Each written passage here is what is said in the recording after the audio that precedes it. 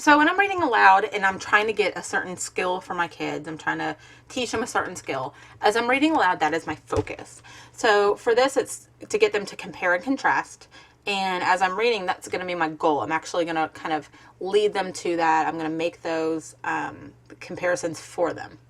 So it goes something like this. And bear with me because I'm doing this completely off the cuff. I've not rehearsed this. But anyway, it's Christmas in Australia. Christmas in Australia and New Zealand comes in the middle of their summer. No white Christmas for them.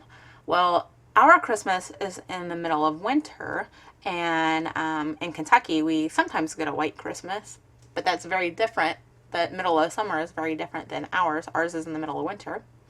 Most of the time it is blue skies, bright sunshine, and temperatures in the 80s and above. The first official Australian Christmas was celebrated on the 25th of December, 1788. Well, that's the exact same Christmas as ours. We have Christmas on December 25th. At Sydney Cove by Reverend Johnson. Following the service, Arthur Phillips, the governor, presided over a traditional Christmas meal. Well, I definitely have a specific Christmas meal at my house with my family, with his officers ending with a loyal toast to King George III. However, there was no special meal for the convicts. They had to do with their normal rations of bread. And I would definitely stop and talk to them about that word convicts. Preparation for Christmas starts in early December when decorations are put up. That's about when I put up my Christmas decorations, at the end of Thanksgiving and the beginning of December, including door wreaths. Yep, we definitely have that here in the United States. Artificial trees. Yep, we have that in the United States. And nativity scenes.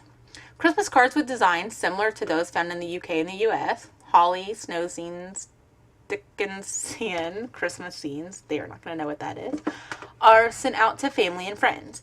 In many homes, Christmas cakes and puddings will be baked ready to eat on Christmas Day. This all sounds really familiar. In the cities and towns, many shopping centers and stores have their own Santa for children to meet. And I definitely take my own children to see Santa at the mall. Because it is so warm at this time, flowers tend to be the main form of decoration. Well, we definitely don't use flowers to decorate, although maybe poinsettias would count. Particularly the native Christmas bush. I've never heard of a Christmas bush. That is very different from what we use. A plant which has little red flowered leaves.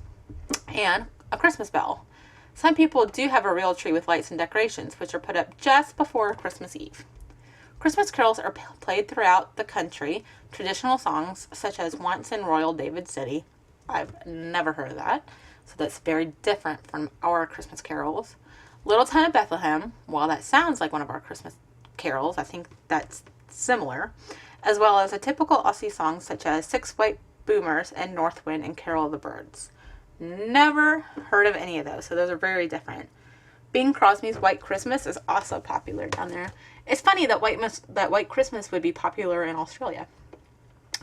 Carols by Candlelight is a tradition which started in 1937. It is held every year on Christmas Eve at the Myer Music Bowl, Melbourne, when thousands of people gather to sing. And this is just basically how I would compare and contrast as I was reading aloud.